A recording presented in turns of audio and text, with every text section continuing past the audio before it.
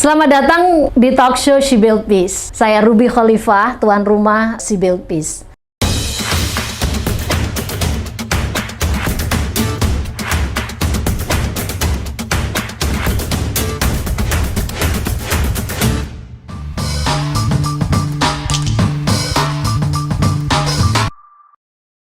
...736 juta perempuan atau 1 dari 3 perempuan di dunia mengalami kekerasan terhadap perempuan yang itu dilakukan oleh partner intimnya. Catatan tahunan Komnas Perempuan 2020 menunjukkan angka kekerasan terhadap perempuan naik tajam, mencapai 299.911 kasus.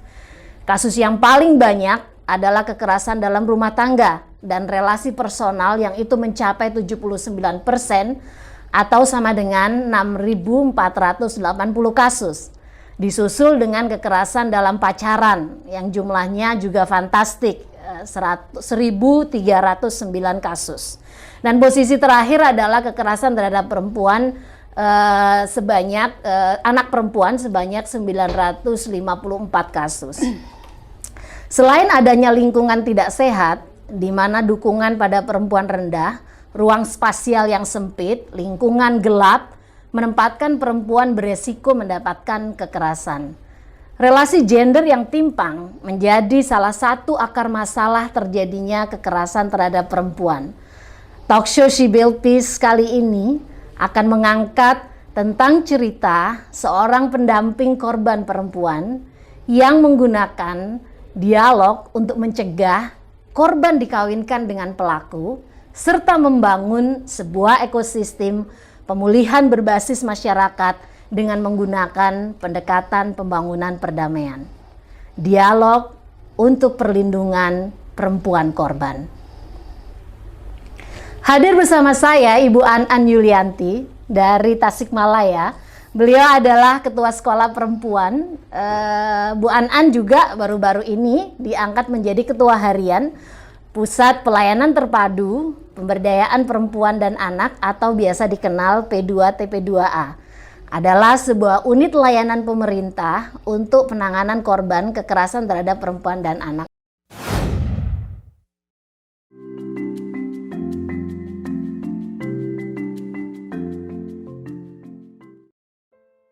Tiga dari 5 perempuan Indonesia mengalami kekerasan terhadap perempuan. Seperti kota lainnya, angka kekerasan terhadap perempuan dan anak di Tasikmalaya cukup tinggi. Pada tahun 2020, ada 55 kasus kekerasan terhadap perempuan dan anak.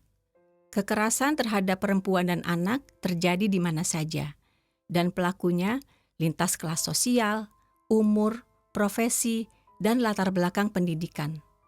Mengawinkan korban dengan pelaku masih dianggap solusi. An Yulianti, Ketua P2TP2A sekaligus mediator perdamaian, memiliki cara unik dalam menyelesaikan masalah kekerasan terhadap perempuan dan anak. Khususnya mencegah agar orang tua tidak mengambil jalan pintas mengawinkan korban dengan pelaku. Jika itu diambil, maka siklus kekerasan akan terjadi.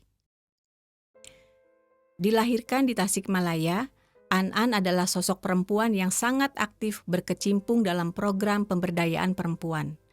Memiliki 3 orang anak, 1 orang sudah menikah, dan 2 sedang belajar di tingkat menengah atas. Suaminya merupakan pendukung utama An dalam pemberdayaan perempuan. Sejak bergabung dengan Sekolah Perempuan pada tahun 2015, An mengubah cara kepemimpinannya menjadi lebih terbuka, mengayomi, peka gender, peka konflik, dan berorientasi pada solusi yang damai. Kegagalannya dalam mencalonkan kepala desa pada tahun 2017 tidaklah menyurutkan niatnya untuk tetap berkarya. Dia justru semakin resilient dalam menghadapi tekanan politik dan budaya maskulin dalam kerja-kerjanya. Bersama Sekolah Perempuan, An membangun kembali kekuatan perempuan agar bisa menjadi agen perdamaian dalam semua aspek. Beberapa kali An dihadapkan pada kasus-kasus berat yang menguras emosi dan hampir memecah belah keluarga dan komunitas. Tapi dia bisa menyelamatkan itu. Pernah suatu ketika, An menangani kasus pemerkosaan, di mana seorang perempuan muda diperkosa oleh 2 orang laki-laki. Keluarga dan masyarakat sudah bersepakat. Mereka akan menikahkan korban dengan salah satu pelaku. An kemudian ditugaskan untuk mendampingi kasus ini. Dengan beberapa stafnya, An meluncur langsung menuju tempat kejadian. Setelah membaca kasus, bertanya dari berbagai sumber, An menawarkan dialog untuk mencari jalan keluar.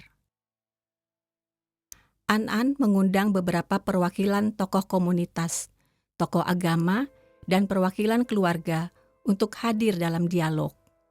Sebelum memulai, An menawarkan sejumlah kesepakatan agar komunikasi dalam dialog lancar dan mengedepankan sikap menghormati perbedaan.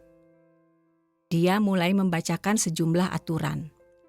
Yang pertama, setujukah ibu dan bapak hadir sebagai diri sendiri, bukan mewakili institusi tertentu? Yang kedua, setujukah berbicara 2 menit pada setiap giliran dan tidak menyela, meskipun ada statement yang dianggap aneh? Yang ketiga, setujukah tidak menghakimi statement siapapun? Keempat, setujukah menghormati dengan mendengarkan aktif saat yang lain berbicara? Dan yang kelima, setujukah merahasiakan apa yang menjadi pembicaraan di dalam dialog? Sungguh ajaib, semua orang mematuhi aturan dan dialog berjalan dengan maksimal. Hiruk-pikuk lenyap, berganti sikap hikmat selama dialog. An dengan lihai mempraktekkan skill barunya bernama Reflective Structure Dialog untuk mendengarkan perasaan masing-masing peserta terkait dengan kejadian kekerasan seksual yang menimpa salah satu warganya dan membangun komitmen bersama untuk perbaikan ke depan. Tidak disangka, jauh di dalam lubuk hati setiap orang menginginkan keadilan korban. Pelaku harus mendapatkan hukuman atas tindakan kriminal. An telah memberikan contoh yang nyata bagaimana keterampilan sebagai mediator perdamaian diterapkan dalam konteks pendampingan kasus-kasus kekerasan seksual, di mana potensi konflik juga tinggi. An melakukan pendekatan damai, mulai dari pembawaan kepemimpinannya yang rendah hati, melihat semua orang setara sebagai manusia, mengedepankan dialog, dan berorientasi pada keadilan bagi korban, dan terjaganya kerukunan di masyarakat. An membuktikan bahwa peran peace builders masihlah relevan dan masih pula kontekstual, meskipun bukan di daerah konflik. Saat ini, An bahkan diangkat menjadi Ketua Harian P2TP2A Kabupaten Tasikmalaya, karena jasanya pada penghapusan dan penanganan kekerasan seksual di tanah Sunda itu. Apa kabar Bu An? Terima kasih sudah hadir ya di talk show Sibyl Peace. Alhamdulillah baik Mbak. Ya, gimana sama-sama. Perjalanannya lancar? Alhamdulillah Jakarta? lancar. Baik, Bu An, saya ingin tanya nih, pengalaman dan perasaan apa yang memotivasi Ibu dalam bekerja di pendampingan korban kekerasan terhadap perempuan? Sebetulnya banyak faktor Mbak yang membuat saya mau untuk terjun dalam pendampingan ini. Yang pertama, ini adalah pengalaman saya dulu. Saya mempunyai seorang sahabat kecil dan sampai saya menikah, dan sahabat saya itu dia diperkosa dan dibunuh. Tapi waktu tahun 1996, mungkin dulu belum se-booming sekarang untuk pembelaan terhadap perempuan, yang akhirnya keluarganya bercerai, ibu bapaknya bercerai dan tidak menyelesaikan itu. Itu yang sangat menyakitkan saya. Dan yang selanjutnya pernah saya menyaksikan juga tahun 2007. Jadi seorang istri, seorang perempuan dianiaya oleh suaminya dan disiksa oleh suaminya. Dia datang ke saya bercerita, tapi saya belum bisa apa-apa. Tetapi saya dalam hati ingin rasanya kalau saya bisa membantu mereka gitu, tapi tidak tahu bagaimana caranya. Dan akhirnya pada tahun 2010 ketika pemerintah membentuk P2T P2A dan menawarkan saya menjadi relawan, disitulah saya langsung menerimanya, dan itikad saya adalah ingin belajar bagaimana cara pendampingan terhadap perempuan yang teraniaya, dan mudah-mudahan saya bisa menjadi sedikit membantu mencarikan solusi bagi mereka. Itu sih awal perjalanan jadi saya. Doanya Ibu terkabul ya Bu ya. Iya, Dulu alhamdulillah. waktu menyaksikan kasus kekerasan nggak bisa berbuat apa-apa. Iya, betul. Sekarang Ibu sudah memiliki banyak sekali dukungan, baik itu berupa otoritas dari pemerintah lokal maupun juga fasilitas ya yang Ibu jalankan untuk bagaimana menolong banyak korban, baik itu perempuan maupun anak-anak ya. Betul. Karena di Tasik juga kasus kekerasan terhadap anak-anak juga banyak ya Bu ya. Iya. Nah, bagaimana kerja-kerja pendampingan korban yang Ibu jalankan ini berdampak pada Ibu secara pribadi dan juga pada keluarga Ibu? Iya, ini sangat berdampak sekali Mbak kepada saya ketika saya belajar. Waktu itu saya dilatih untuk menjadi seorang relawan dan mempraktekkannya, terus melakukan pendampingan. Dampak kepada saya adalah lebih termotivasi untuk ingin selalu membantu mereka ataupun perempuan-perempuan dan anak yang menjadi korban. Dan yang kedua adalah lebih peduli, lebih aware lagi terhadap permasalahan yang ada di lingkungan. Terus membuat penyemangat untuk belajar dalam meningkatkan keterampilan dalam pendampingan. Itu mungkin untuk diri saya Mbak, tapi kebetulan untuk suami dan keluarga juga itu sangat berpengaruh, dan suami itu lebih memberikan ruang, juga lebih memberikan kelonggaran waktu, terus tidak menuntut saya selalu bekerja atau gimana di rumah. Ketika memang ada kasus atau suami lebih mempersilahkan saya untuk melakukan pendampingan. Dan juga itikad suami, saya dan anak-anak bahwa semua kegiatan kekerasan terhadap perempuan dan anak itu akan berdampak yang sangat jelek. Sehingga sebelum saya melakukan pemberitahuan kepada orang lain, kepada halayak ramai, jadi kita terapkan dulu di rumah bahwa komunikasi yang baik dengan keluarga, saling pengertian juga itu sangat bagus untuk dijalankan. Itu prinsip dari suami saya. Dan anak-anak saya juga merasakan bahwa mereka itu adalah bagian dan sudah paham, sudah mengerti kalau ibunya adalah kegiatannya sering melakukan pendampingan, sehingga terkadang waktu itu untuk anak saya itu kurang, tapi anak-anak paham dan mengerti, sehingga mau membantu juga untuk menyelesaikan dengan memberikan semangat dan tidak banyak menuntut kepada saya, dan mereka lebih lebih dewasa, bahkan lebih mandiri. Nah, ini suami Ibu, dia berarti termasuk juga melakukan sosialisasi juga ya bahaya dari kekerasan terhadap perempuan atau undang-undang PKDRT yang nggak banyak masyarakat tahu ya. Iya, dan alhamdulillah saya sangat bersyukur karena saya mempunyai suami yang memang sangat membantu saya, dan bahkan beliau sendiri yang mengantar saya kemanapun untuk melakukan penjangkauan kasus pendampingan itu. Dan beliau memberikan semangat, juga memberikan pendapat dan arah-arahannya kepada saya di belakang gitu Mbak. Jadi ketika saya melakukan pendampingan, biarkan saya dulu melakukan apa yang saya pikirkan, apa yang saya ingin lakukan, tapi nanti setelah saya berdua dan beliau memberikan saran harus seperti ini, seperti ini, seperti ini. Jadi memang suami saya itu adalah is the best untuk saya dan anak-anak saya. Pas lah ya, istrinya sibuk ngurusin kasus, terus suaminya juga mendukung ya agar semua pekerjaan Bu An itu bisa diselesaikan dengan maksimal, dan tentu perannya lebih banyak lagi, tidak hanya sekedar mendampingi Ibu ya. Pasti Betul. Pak Idek juga membangun komunikasi dengan banyak komunitas dan membantu untuk sosialisasi. Nah, ini menurut data Komnas Perempuan kan tinggi banget nih Bu, kasus kekerasan terhadap perempuan ya. Kalau Komnas Perempuan menggunakan angka 3 dari 5 perempuan Indonesia itu mengalami kekerasan ya, baik itu berbentuk fisik, mental, verbal maupun seksual. Nah, di Tasikmalaya saya rasa angkanya juga tidak kalah tingginya ya. Sekarang berapa banyak Bu? 2020 nih.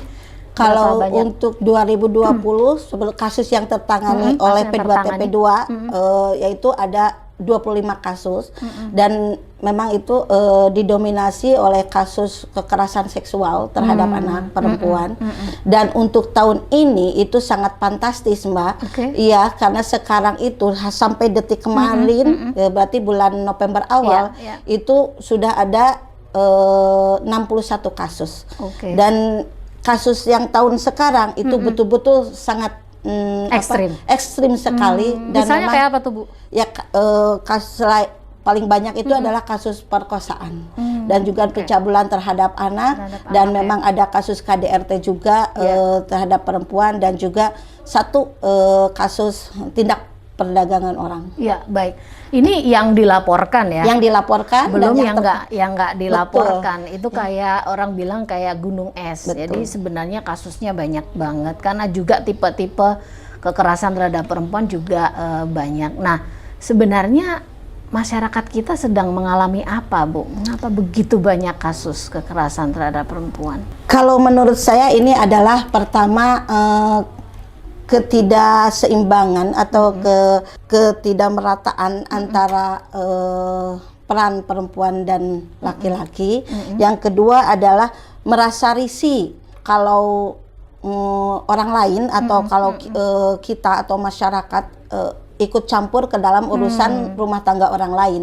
Karena masih berprinsip kalau urusan rumah tangga itu silakan bagian mereka dan memang perasaan-perasaan perempuan itu kalau membicarakan masalah keluarga itu merasa aib gitu yang tidak boleh dibuka. Nah, apalagi kasus kekerasan yang dialami ya Bu. Iya, betul. Dan yang kedua adalah pergeseran perilaku, pergeseran perubahan perilaku yang dulunya mohon maaf ya kalau di masyarakat kami, masyarakat Sunda itu biasanya silih asa, silih asi, silih asuh itu dilakukan, tapi ternyata sekarang itu mulai bergeser ke ranah individualis gitu. Jadi mereka sudah ya udah itu urusan mereka, nggak bisa nggak perlu kita ikut campur. Betul. Karena nanti juga takut kita salah atau kita memang malah menjadi rumit. Ya, akhirnya membiarkanlah apa yang terjadi di sekitar mereka gitu. Dan yang terutama ada komunikasi di keluarga yang memang tidak terjalin dengan baik, terus tidak terjalin dengan harmonis sehingga ada miskomunikasi ataupun ada salah paham di antara suami atau istri ataupun bisa orang tua ataupun anak gitu Mbak. Baik. Dan yang terakhir menurut saya adalah peran media sosial yang sangat masif di sekarang ini itu sehingga memisahkan ruang dan jarak antar mereka di keluarga sehingga terjadi kesalahpahaman karena masing-masing asik dengan gadgetnya, asik dengan dunianya sendiri, sehingga ketika timpang tidak sama antar suami atau istri atau orang tua dan anak, akhirnya terjadilah kekerasan tersebut. Nah, selain sebagai ketua harian P2TP2 yang cukup sibuk ya, Bu An juga aktif memimpin sekolah perempuan di Tasikmalaya. Ada beberapa sekolah perempuan yang beliau kelola gitu. Dan tentu saja ini juga turut membentuk sisi yang berbeda dalam kepemimpinan Ibu An, khususnya dalam menjaga keberagaman, memastikan perempuan terlibat dalam semua pengambilan keputusan. Juga salah satunya tentu saja penyelesaian konflik di masyarakat. Nah, Bu An bisa diceritakan pengalaman khusus apa Bu yang Ibu dapatkan dari sekolah perempuan yang itu memperkuat kepemimpinan Ibu? Ya, pengalaman yang saya dapatkan di sekolah perempuan sehingga saya merubah pikiran saya, hati saya, etikat saya untuk memang ingin lebih berkiprah dan terus terang ingin menjadi pemimpin yang baik. di situ adalah ketika ikut pelatihan TOT fasilitator sekolah perempuan waktu di Bandung. Kalau nggak salah waktu itu tahun 2014 bulan Maret. Kalau nggak salah Maret saya ikut pelatihan, dan itu ada pengalaman pertama saya yang sangat memang merubah saya, menjadi titik balik saya bahwa sebetulnya saya ini siapa dan saya ini harus bagaimana, dan cara selama ini saya berbicara, saya bergerak atau saya berperilaku ternyata masih banyak kesalahan, sehingga ketika saya belajar bagaimana saya harus berbicara di depan umum dengan baik, bagaimana memperhatikan gestur tubuh, mimik muka saya gitu, ataupun gerak-gerak tubuh saya, supaya orang yang saya ajak bicara ataupun kalau saya berbicara di depan umum itu tidak menjadi salah paham bagi mereka, dan juga tidak menimbulkan jarak dan ruang antara saya dan auden atau lawan bicara saya atau teman bicara saya. Jadi ternyata banyak sekali kesalahan saya. Ya, akhirnya saya berprinsip kalau saya ingin maju, kalau saya memang ingin didengar orang, kalau saya memang ingin merubah orang, berarti saya dulu yang harus berubah. Nah, jadi hal-hal yang jelek itu harus saya rubah dulu, dan yang selanjutnya adalah mau menerima kritikan orang. Ketika mereka mengkritik saya, berarti mereka lah menjadi cermin bagi saya. Karena saya tidak bisa melihat diri saya sendiri. Dan akhirnya dari sekolah perempuan tersebut saya ingin terus belajar, dan saya mempelajari waktu itu bagaimana cara berdiri, cara duduk, bahkan senyum, bahkan ketika melihat lawan bicara saya. Dan selanjutnya melatih saya untuk lebih sabar. Maksud tuh, Bu, lebih sabar ini begini, Mbak. Kan karakter saya, sifat saya itu bicara cocos gitu ya.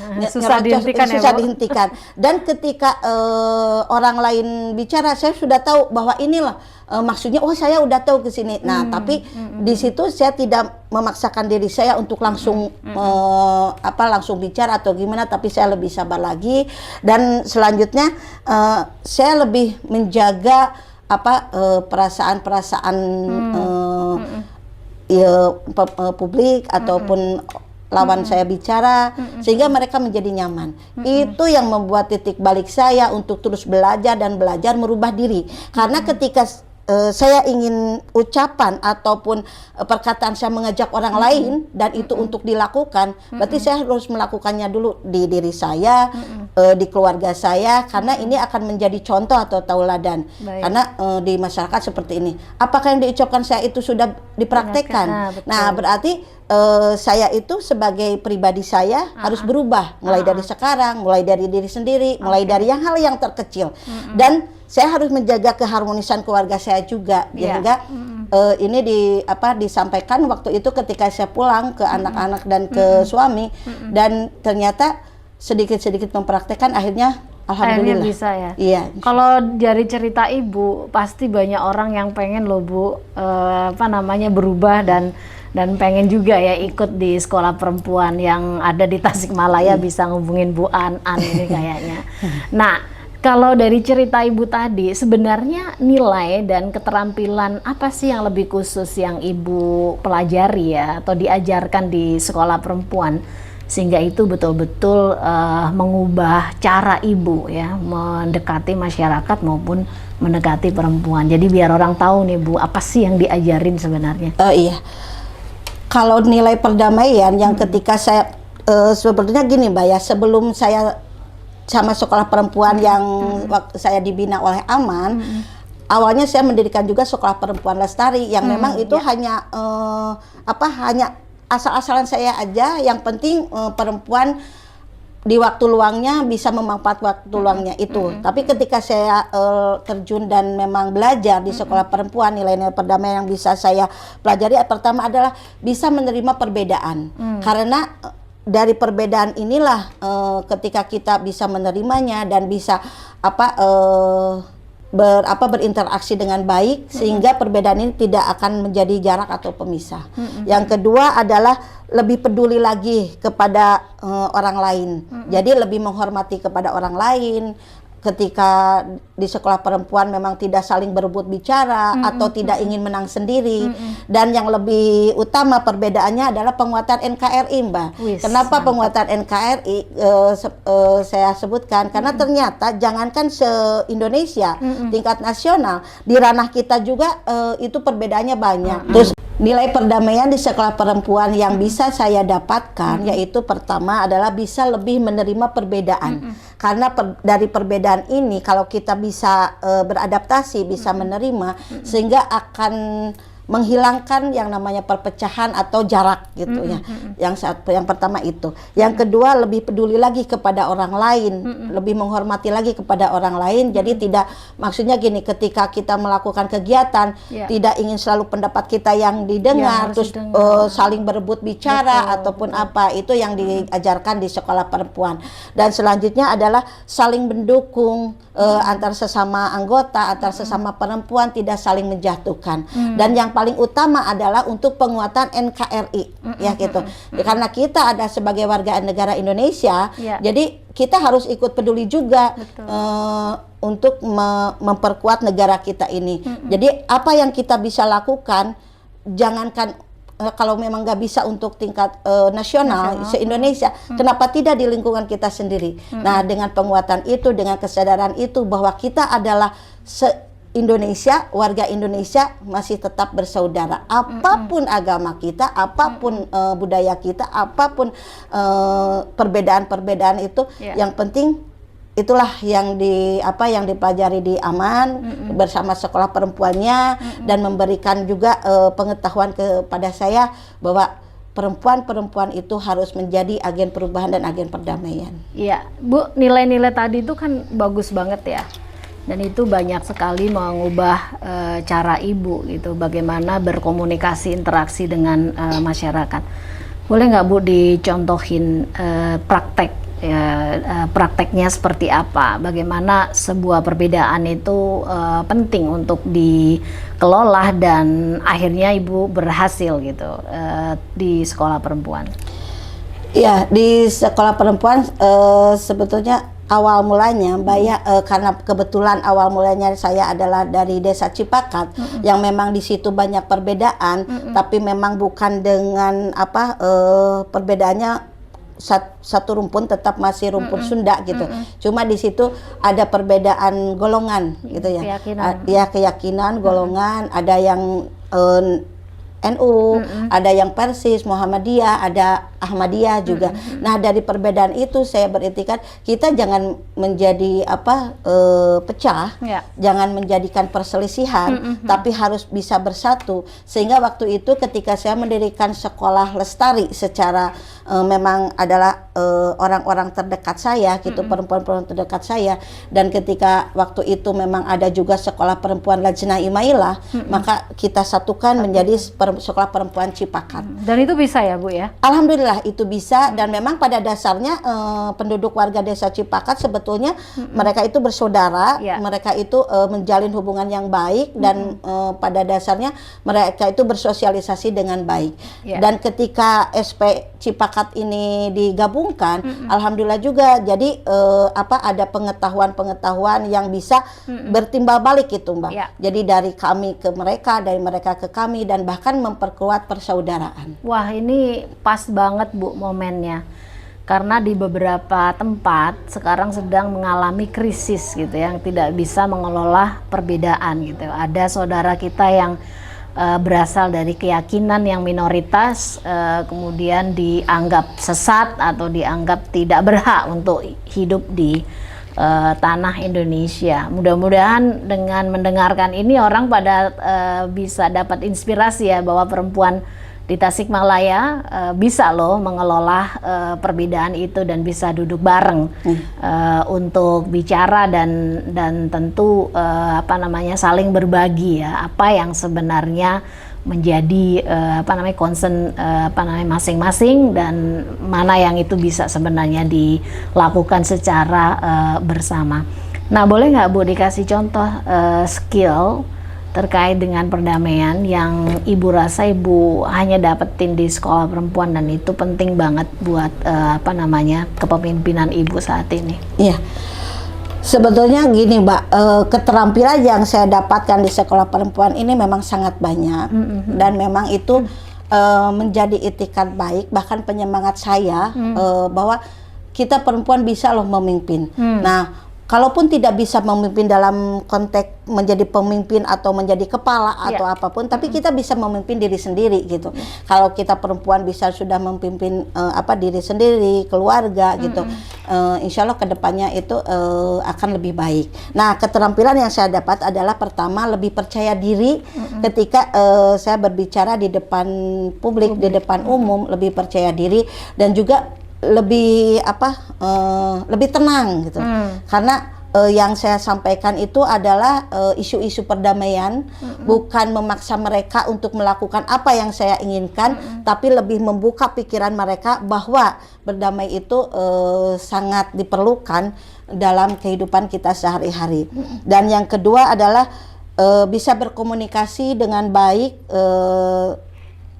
terutama ini kepada saya gitu ya, bisa berkomunikasi dengan baik, tidak tergesa-gesa, terus tidak memaksakan orang lain harus selalu mendengar gitu. Tapi di sekolah perempuan itu justru seimbang. Jadi kita bisa berbicara, kita bisa melibatkan semua orang untuk mengemukakan pendapatnya dan saling menghormati. Terus juga kita lebih menghormati pendapat orang lain dan tidak kekeh ingin memaksakan. Jadi ketika keterampilan yang saya dapatkan ini lebih mengubah pribadi saya dalam semua hal, sehingga ada yang saya menjadi ibu saya ya, Bu Haji Sri pernah bilang kepada saya yang tahu perjalanan saya, kok Neng Anan beda ya dari dulu dengan sekarang gitu. Jadi yang tidak gerasak-gerusuk, yang tidak ceplas-ceplos, terus yang tidak kekeh akan pendapatnya, walaupun memang pendapat saya benar, tapi saya harus mendengar dulu pendapat orang lain. Terus terkadang saya yang terlalu ambisi gitu. Ya, ambisi harus dan harus. Nah, kata-kata itulah yang memang sudah saya hilangkan. Jadi jangan menuntut, jangan terlalu ambisi, dan kita harus lebih sabar. Itu sih keterampilan yang saya dapatkan. Jadi memanage diri saya, memanage ucapan saya terutama gitu. Baik. Nah, ini perubahannya kan luar biasa di Ibu. Lalu Ibu kan juga kemudian memberikan ruang kepada banyak perempuan di desa ya. Untuk bergabung di dalam sekolah perempuan. Boleh nggak Bu dikasih gambaran contoh sebuah perubahan yang juga terjadi di perempuan-perempuan di desa? Iya, dan saya juga setelah saya rasakan bahwa ini manfaatnya baik untuk saya, lalu saya menerapkannya juga kepada teman-teman saya, anggota saya yang ikut di sekolah perempuan, meyakinkan mereka bahwa pertemuan atau kumpulan sekolah perempuan ini berbeda dengan kebiasaannya. Jadi maksudnya berbeda kayak rapat-rapat atau berbeda kayak kumpulan ibu-ibu, berbeda gitu.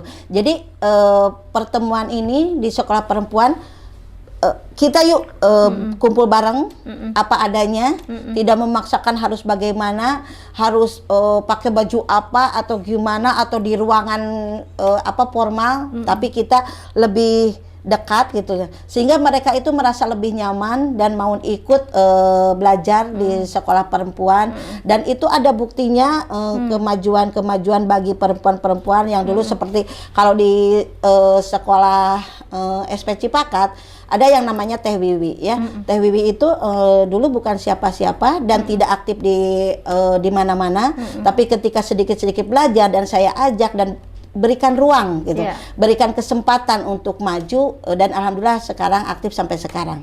Dan yang sekarang baru-baru ini yang paling sangat membanggakan saya juga di sekolah SP CDM yang ada di Kampung Malaganti, Desa Sukaharja, Kecamatan Sariwangi, itu ada sosok perempuan yang namanya Nyi Yuyun, ya saya suka panggil dia Nyi Yuyun. Dia itu memang aktif. Terus dia mau belajar, dan yang paling saya salut ketika dia diberitahu bahwa dia salah, dia mau menerima dan merubah. Akhirnya dulu kata kata orang-orang terdekatnya bilang ke saya bahwa Nyi Yun itu nggak seperti itu, nggak bisa bicara, kadang kampungan gitu ya, dan memang tidak dipertaruhkan gitu karena beliau hanya seorang ibu rumah tangga biasa. Tapi memang beliau aktif di kadernya dia sebagai anggota, tapi sekarang perubahannya nampak sekali ketika suka ikut pembelajaran, bahkan ketika waktu sekarang ya Zoom meeting, pelatihan suka hadir ketika yang diselenggarakan oleh Aman, dan dia bisa menyampaikan lagi, mengajak kepada keluarganya, mengajak kepada teman-teman yang terdekat, dan bahkan dia lebih cenderung berani dan bisa mengutarakan dan mencontohkan. Tapi yang hebatnya ketika dia kepepet, karena kemungkinan pengalamannya belum luas gitu, tapi kepepet dia cerdas. Jadi tidak melihatkan bahwa dia kepepet, tapi oh iya itu pasti kalau ada orang yang bertanya itu bisa Pak, Bu atau gimana, yuk kita datang ke Bu An-an. Jadi dia tidak memperlihatkan saya tidak tahu gitu. Itu hebatnya, itulah perubahan menarik.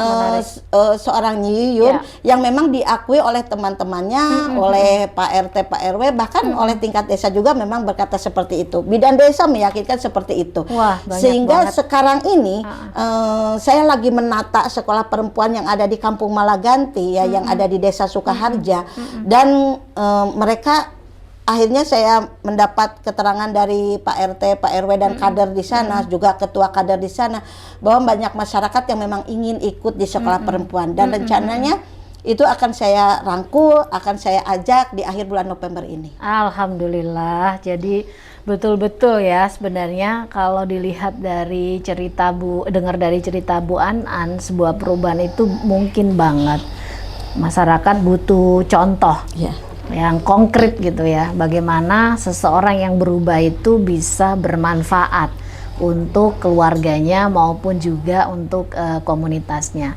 Nah, tentu saja Ibu kalau ngelihat sekian banyak kemajuan gitu ya dan kesuksesan gitu yang Ibu peroleh, maupun juga perempuan-perempuan yang ada di dalam sekolah perempuan, tentu Ibu melihat ada faktor-faktornya nih, tidak hanya dari diri sendiri ya.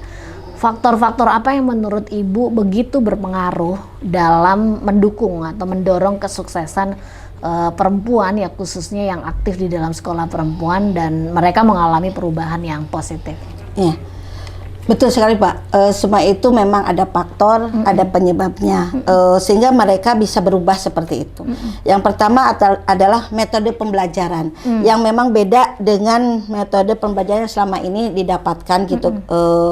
Yaitu lebih mengaktifkan, lebih memberikan kesempatan kepada anggota untuk berbicara, mengumpulkan pendapat, ataupun untuk berpikir, walaupun itu hanya pendapat mereka yang kadang mau nyambung, mau tidak nyambung, yang penting bereksplor aja dari sini. Itu yang kedua adalah kenyamanan, bahwa kita memberikan ruang yang nyaman kepada mereka, tidak untuk menggurui, tidak untuk menghakimi, bahwa di pertemuan sekolah perempuan ini adalah ketenangan, kenyamanan, terus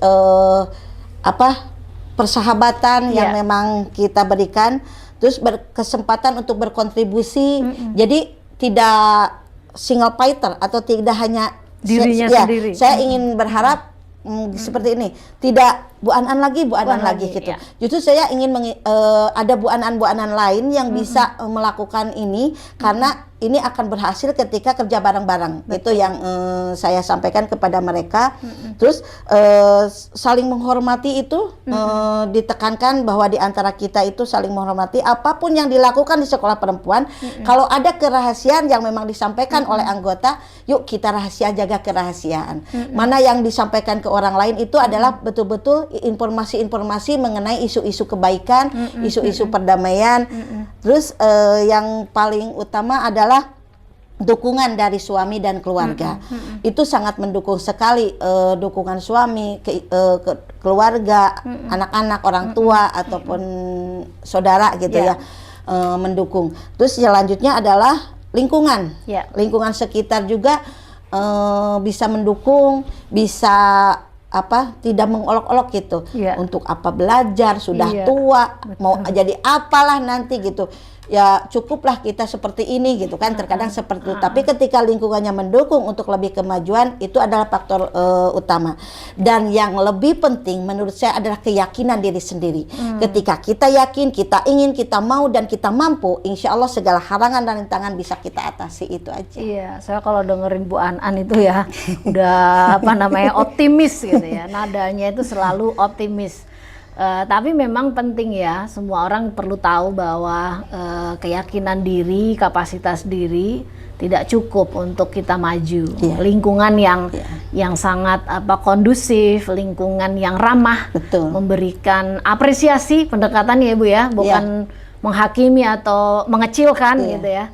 Tapi apresiasi, mendorong agar kebersamaan tetap berjalan, apalagi sesama perempuan ya Bu ya. Kalau bisa kompetisi itu agak dikurangi gitu ya, tapi betul. berkolaborasi dengan baik itu akan membesarkan leadership seseorang. Nah tapi tentu yang seperti ini kan tidak terlepas dari hambatan nih Bu Anan. Kalau dari pengalaman Ibu, apa sih yang paling besar menghambat gitu ya perempuan untuk berdaya Bu? Kalau menurut saya, pengalaman saya pertama itu adalah diri sendiri, dari kemauan. Terus merasa udahlah yang namanya perempuan harus taat gitu ya, harus berdiam diri gitu, cukup mengurus suami dan anak gitu ya. Itu hambatan, jadi kemauan dari diri sendiri sudah tidak ada, itu merupakan hambatan juga. Yang kedua juga keluarga tadi kan, ketika faktor pendukung keluarga, tentu faktor hambatan juga bisa jadi keluarga, karena terkadang kalau keluarga tidak paham, suami tidak paham dan bahkan tidak mengizinkan, akhirnya kesempatan tidak akan ada walaupun sudah kita ajak atau sudah kita berikan penjelasan. Tetap kesempatan tidak akan hadir bagi mereka yang memang seperti itu. Dan apalagi kalau kemauannya udah sampai sini, putus asa, tidak berjuang, ya pasti itu akan menjadi hambatan yang besar. Dan yang ketiga itu adalah memang lingkungan. Jadi lingkungan, situasi di tempat di mana kita berada itu kalau memang tidak mendukung, bahkan cenderung membuat kita pesimis, itu akan menjadi hambatan juga. Iya. Baik, hambatan tidak hanya dari diri sendiri ya, lingkungan sekitar bisa jadi hambatan kuat buat perempuan untuk maju dan berdaya. Nah, tadi Bu An udah banyak sekali mengupas sisi sejarah keterlibatan Ibu ya di dalam kerja-kerja peace building. Kalau kita lihat, Ibu sudah menurut saya cukup cepat gitu ya mengadopsi nilai-nilai itu, kemudian menjalankannya dalam bentuk praktek langsung, baik itu di komunitas maupun level yang lebih besar di tingkat kabupaten gitu.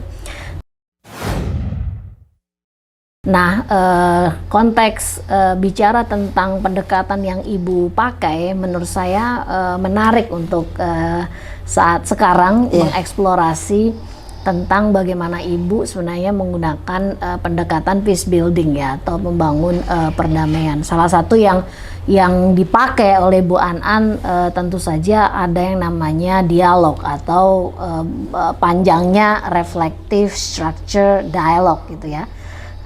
RSD ini sebuah tool yang dipakai oleh para pekerja pembangun perdamaian di dunia untuk menyelesaikan masalah-masalah yang terkait dengan mengelola perbedaan gitu ya. Nah, kita akan melihat bagaimana Bu An mengaplikasikan ini di dalam kerja pendampingan korban kekerasan terhadap perempuan. Tapi sebelum saya tanya spesifik tentang RSD, kita pengen denger nih bagaimana nilai-nilai perdamaian ini relevan sebenarnya dalam kerja-kerja Ibu sebagai pendamping kasus kekerasan. Betul sekali Mbak, saya pernah mengikuti pelatihan RSD ini. Dan nilai-nilai yang saya dapat, nilai-nilai perdamaian ini dalam pendampingan kasus, itu yang pertama adalah berdamai dengan diri sendiri. Yang saya rasakan gitu, saya harus berdamai dengan diri sendiri, saya harus bisa menahan emosi saya, adrenalin saya, ataupun perasaan. karena ketika saya mendampingi korban atau penjangkauan kasus, terkadang ketika saya datang itu tidak sesuai ekspektasi saya atau harapan saya gitu. Misalkannya korbannya masih dianggap biasa ataupun dia tidak trauma berat gitu. Ternyata kalau memang kita datang ternyata korban trauma berat dan dia itu sangat terpukul, dan ketika mendengar cerita dari keluarganya tentu kan perasaan kita sedih. Nah, perasaan kita marah. Nah, hal itu yang saya harus mengelola damai dengan hati saya, dengan diri saya, sehingga saya terlihat tenang di hadapan korban dan keluarga. Nanti itu akan memberikan support baru, semangat baru bagi mereka. Nah, itu nilai-nilai perdamaian yang saya rasakan. Yang kedua adalah bisa menerima keadaan korban ataupun keluarga, dan bisa menerima perbedaan-perbedaan yang ada untuk nantinya bisa mencairkan atau bisa mencairkan masalah atau bisa mencarikan solusi yang tepat bagi kelanjutan atau bagi tindakan saya selanjutnya. Itu sih. Yang terkait dengan poin memahami atau bisa mengelola perbedaan itu, secara contoh boleh nggak Ibu bisa sampaikan bagaimana ini penting di dalam kasus penanganan kasus kekerasan? Iya, pendekatan RSD ketika saya selesai pelatihan itu saya langsung aplikasikan, langsung praktekkan ketika menangani kasus. Karena di sini ada untuk menjembatani perbedaan atau menjembatani komunikasi yang tidak lancar atau komunikasi yang tersendat. Satu itu. Yang kedua adalah untuk memediasi atau menjadi mediator gitu di kasus-kasus yang saya tangani. Dan waktu itu ketika ada kasus yang pertama kali itu saya rasakan dan pertama setelah pelatihan adalah kasus seorang bayi yang dicabuli oleh kakak iparnya, anak umur 16 bulan gitu ya. 16 tentunya kan belum bisa apa-apa dan belum bisa berbicara apa-apa. Hanya jeritan seorang ibu yang ingin mencari keadilan bagi anaknya, tapi mentok juga karena memang ibunya tidak bisa berbicara apa-apa, karena memang pendidikannya juga mungkin dia hanya tamat SD juga tidak gitu ya. Dan tapi keputusan suami dan keluarga itu merupakan sudah final. Jadi merupakan ibu itu harus mengikuti itu keputusan keluarga. Iya, keputusan keluarga. Dan emang itu udah diputuskan dan udah di atas materai tidak akan dilanjutkan dan tidak akan diproses. Nah, tapi waktu itu ada tetangganya melapor bahwa kejadian ini tidak adil gitu. Jadi bagaimana kalau nanti pelaku itu bisa melakukan lagi kepada orang lain, jadi tidak ada efek jerah. Dan kepala desa juga merasa udah tidak mau keluarganya atau bapaknya tidak mau melanjutkan. Nah, di situ saya mohon izin untuk berdiskusi, untuk berdialog gitu dengan keluarganya, dengan kerahasiaan, tidak ada siapa-siapa, hanya betul-betul yang terlibat ada keluarganya, istrinya, bapaknya, dan juga anak-anaknya yang sudah besar. Nah, di situ saya gunakan juga yang paling utama adalah perjanjian bahwa kita berdialog bukan untuk berdebat, tapi saling mengungkapkan perasaan masing-masing terhadap pendapat yang terjadi terhadap adik bayi. Nah, ketika semua berbicara, giliran berbicara satu persatu, saya tidak memaksa, tidak mendukung mereka untuk lapor. Tapi setelah selesai dalam acara dialog itu, bapaknya langsung bilang seperti ini, Bu, ya saya mau melapor gitu. Saya memang harus memperjuangkan putri saya yang kecil. Dan langsung pada waktu itu waktu asar kan kita selesai jam 2 ini dialog, dan waktu asar langsung melapor ke Polres Kota. Dan alhamdulillah semua keluarganya tidak memperdebatkannya, tidak menyalahkan siapa-siapa, dan memprosesnya sampai tuntas, dan akhirnya dijatuhilah hukuman 15 tahun penjara.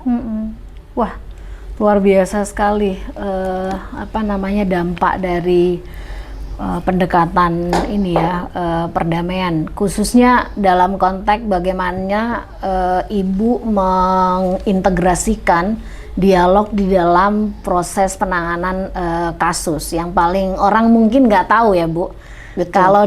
Kalau ada kasus kekerasan seksual itu nggak hanya korban dan keluarga yang terlibat, tapi keluarga besar dan juga masyarakat gitu ya, karena tokoh-tokoh di masyarakat juga terlibat. Nah, yang bahaya adalah tentu saja ketika keputusan itu diambil tidak memberikan keadilan buat si korban gitu ya. Maka dari itu Ibu mendekatinya dengan cara gimana mendengarkan semua perasaan gitu ya, baik dari ibu, kemudian dari bapak si korban, lalu keluarga dan juga para tokoh, dan menemukan akhirnya solusi yang tepat. Dan bukan hanya itu ya, dari cerita Ibu ternyata orang jadi kebangun kesadarannya. Betul. Pentingnya melaporkan kasus ini karena ini bagian dari kriminal yang negara sudah mengaturnya dan masyarakat perlu tahu terhadap hal itu. Nah, bicara tentang betapa efektif dan juga powerful dialog ini, kira-kira Ibu ngelihatnya ini dampaknya pada korban, kemudian keluarga dan masyarakat seperti apa Bu setelah didekati dengan model dialog ini? Iya, dampaknya bagi korban sangat itu bagus sekali kalau menurut saya ketika saya melihat yang pertama memberikan kenyamanan dan ketenangan kepada korban serta memberikan harapan baru. Dia tidak putus asa bahwa masa depan masih panjang, semua keluarga dan orang-orang terdekat masih peduli, sehingga korban akhirnya mau bangkit dan memang mau keluar dari keterpurukannya. Itu dampak bagi korban, karena korban merasa iya, kenyamanan dia, ketenangan dia, bahkan tidak merasa disalahkan. Jadi akhirnya kan semangat untuk hidup itu bangkit lagi. Nah, kalau bagi keluarga, jadi saling mendukung, saling menguatkan, bahkan akhirnya mereka itu mau bangkit untuk mencari keadilan bagi keluarganya, bagi saudaranya yang memang sedang teraniaya. Itu bagi keluarga. Dan tidak mereka beritikad ya jangan berhenti di tengah jalan, jangan capek gitu, karena memang ketika menyelesaikan satu kasus itu tidak selesai satu hari. Iya, betul. Itu bisa berbulan-bulan dan bisa bolak-balik. Jadi diperlukan juga fisik, mental yang kuat. Nah, itu dalam dialog ini itu membangkitkan semangat itu. Dan bagi lingkungan itu menjadikan dampak masyarakat ataupun lingkungan di sekitar korban tidak menyalahkan korban. Ya. Jadi kalau korban terjadi korban perkosaan ataupun korban pelecehan apapun, dia tidak menyalahkan korban gitu Mbak. Jadi masyarakatnya tidak, kenapa atuh kamu, kenapa atuh kamu. Nah, tidak berbicara seperti itu lagi. Dan yang kedua, tidak saling ingin, harus seperti ini pendapatnya, harus seperti ini. Jadi akhirnya pendapat semua saling menghargai. Dan yang paling saya lihat itu ketika di lingkungan keluarga bicara atau lingkungan bicara, contoh ketika saya kasus yang perkosaan ya, seorang siswi diperkosa oleh temannya gitu, tapi itu kan satu desa beda kampung ya. Nah, itu kan ada pendapat ini menurut lembaga MUI, udah dah gampang nikahkan aja gitu kan. Menurut kepala desa, gimana kalau Bu seperti ini? Menurut BPD semua tokoh masyarakat. Nah, ketika yuk bicara menggunakan teknik dialog ini, kita bicara, kita berikan apa aturan-aturannya, dan akhirnya keputusan yang diambil mereka menyerahkan kepada korban. Apa yang diinginkan korban? Nah, akhirnya perasaan korban, terus harapan korban yang didengar oleh mereka. Dan sampai sekarang akhirnya orang tuanya beritikad untuk melanjutkan kasus ini dan melaporkannya, walaupun memang pihak pelaku ingin kekeluargaan. Nah, kita laksanakan kekeluargaan dan itu saling memaafkan itu Iya. kita maafkan. Betul. Tapi hukum harus tetap berjalan Betul. karena ini salah, Betul. bagi dia salah gitu. Nah, itu memberikan pemahaman juga kepada keluarga pelaku bahwa kita itu harus berani mengatakan ini benar, ini salah, walaupun itu anak kita. Iya. Nah, akhirnya keputusan itu diambil dan semua menyerahkan ke korban. Nah, setelah itu korban berbicara seperti ini, saya ingin diusut aja, saya ingin dilaporkan aja, saya tidak mau seperti ini. Walaupun saya hamil, nggak apa-apa. Saya mau melahirkan anak saya, saya tidak akan memberikan anak saya kepada orang lain, akan saya rawat. Walaupun hinaan, cercaan akan saya dapatkan. Kata korban seperti itu waktu itu. Dan akhirnya semua iya mendukungnya. Oke. Nah, setelah itu berjalanlah proses itu dan akhirnya si pelaku dijatuhi 13 tahun. Dan si remaja putri ini karena hamil ya Mbak, karena Masih bisa hamil, sekolah? langsung sekolah tidak berhenti. Memang dia tidak dilanjutkan di sekolahnya, bukan sekolah yang menolak, tapi dianya yang memang tidak mau gitu. Karena mungkin merasa malu, tapi tetap sekolah dan akhirnya lulus, sama temannya lulus, dianya lulus juga. Dan akhirnya sekarang itu kemarin tahun 2020 dia menikah, mendapatkan calon suami yang betul-betul soleh. Luar biasa. Cerita Ibu An ini kayak denger di sinetron ya. Audiens yang menonton talk show ini, tapi itu kenyataan bahwa bisa masyarakat kita itu berubah kalau dipandu dengan pendekatan yang benar gitu. Betul. Ya, dan apalagi membasis kepada suara korban itu dianggap penting gitu dalam penyelesaian kasus kekerasan. Nah, kita udah masuk di segmen yang terakhir nih Bu An. Bagaimana sih Ibu mendapatkan segitu banyak nih ya cerita ini, pembelajarannya apa nih Bu yang bisa kita bagi nih Bu buat orang di luar sana? Iya. Pembelajaran yang saya bisa ambil dari kasus pendampingan ini adalah perempuan harus mau meningkatkan kualitas dan kapasitasnya, supaya perempuan itu bisa berdaya dan bisa bersaing di luaran sana, gitu ya. Yang kedua, terus belajar, tidak berhenti, karena kita perlu terus mengasah, terus meningkatkan kualitas pengetahuan juga ilmu. Dan jangan pernah berkata sudah tua, ataupun jangan pernah berkata lelah, ataupun jauh gitu. Tapi kita harus bagaimanapun caranya, kita harus terus belajar dan lebih menerima perbedaan antara kita, saling menghormati, terus saling menguatkan antara satu sama lain. Terutama kita para perempuan itu harus bisa bergandeng tangan, bahu membahu untuk mencari keadilan, untuk meningkatkan kualitas dan kapasitas kita sebagai perempuan. Baik. Itu sih. Yang terakhir nih Bu An nih, kasih tips dong Bu untuk masyarakat khususnya dalam penanganan kasus kekerasan terhadap perempuan dan anak agar bisa optimal atau bisa berhasil gitu. Ya.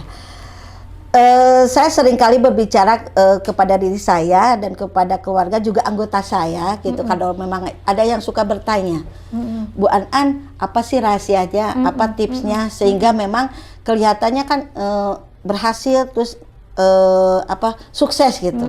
Nah, tipsnya adalah pertama dari diri kita sendiri, yaitu kita harus punya rasa empati, rasa sayang, terus rasa ikhlas lah gitu, untuk menolong mereka. Dan yang kedua, tidak lelah. Karena saya selalu berpikir seperti ini Mbak, kalau hal ini terjadi pada diri saya atau pada saudara saya atau anak saya, bagaimana perasaan saya? Nah, ketika saya memang merasa insya Allah misalkan ada manfaatnya, dan memang ketika saya bisa untuk membantu, jadi tipsnya tidak pernah lelah. Terus dan yang terutama adalah kita selalu menjaga kerahasiaan. Nah, jadi tidak pernah membicarakan lagi kelemahan-kelemahan orang lain. Itu akan menjadi rahasia kita. Nah, ketika dalam diri kita sudah muncul hal seperti itu, dan kita memang sudah bisa melaksanakan, jadi kita akan tidak akan ada jarak antara korban dan kita. Mereka akan langsung merasa nyaman kok. Tidak usah kita berkuar bicara juga, mereka sudah tahu. Ya, ini rahasianya Bu An ya.